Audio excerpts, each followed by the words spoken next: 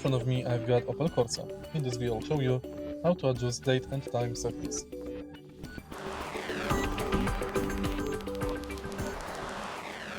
To adjust the date and time settings, take a look at this full display. And now go to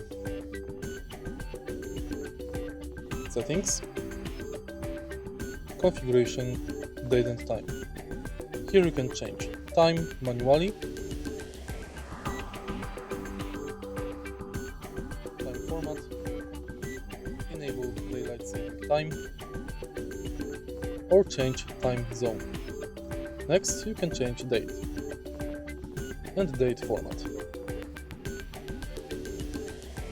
If you find this video helpful, please like, comment and subscribe.